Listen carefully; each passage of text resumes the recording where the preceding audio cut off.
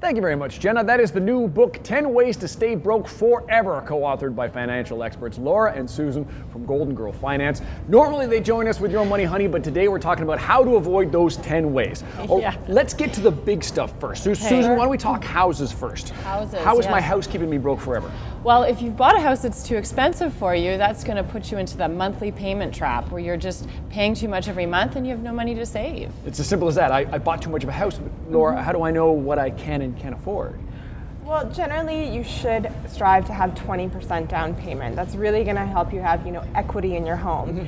And your monthly housing costs, they should be 32% or less of your gross income. So we talk about that in the book. You really want to know these little rules along the way to tell what can I really afford that's going to put me in a position of building wealth and not just continually paying down debt and interest. Well, you mentioned that in the book, in the chapter about houses, about building equity. And a lot of us are under the perception that just because we own it, it's building equity. But I'm only building equity if I'm doing what?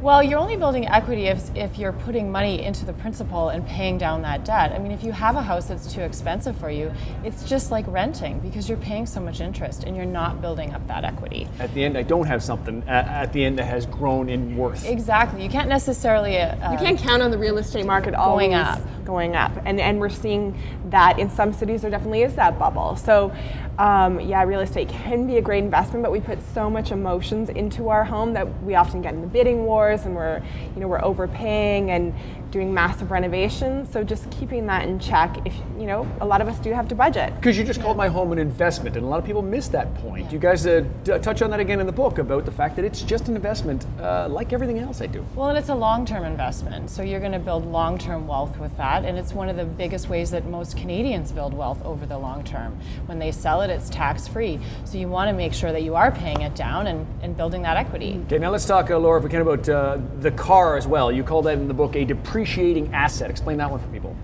Well, yeah, as compared to a home for sure.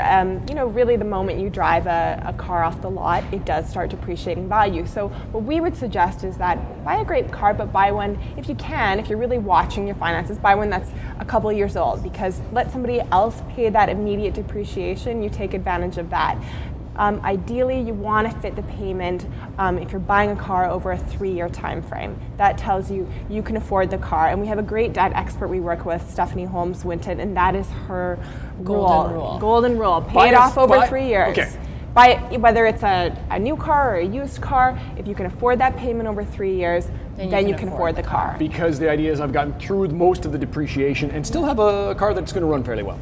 And people stretch it out. Too many people stretch it out. We're seeing numbers of people borrowing money over 7 years to buy a car. And again, you want to keep those payments short, you want to pay it off. Because the point is to own, just like my home, not to just and then drive it. Don't get a new car right away in 3 years. Drive it a little bit where you have no payments. Save up for the next car, so maybe you can buy it outright. Yeah. Great point. Okay, now we're on big stuff, but I want to talk small stuff. One of the chapters is dedicated to eating out. How is pizza night? So how is pizza night keeping me broke? Well, it's not necessarily pizza night. Certainly, if you like to go out for dinner with your family, you should do it. But you want to prioritize. It doesn't mean that you go out every night. Maybe if you want to go out, you pack your lunch during the day, during the week.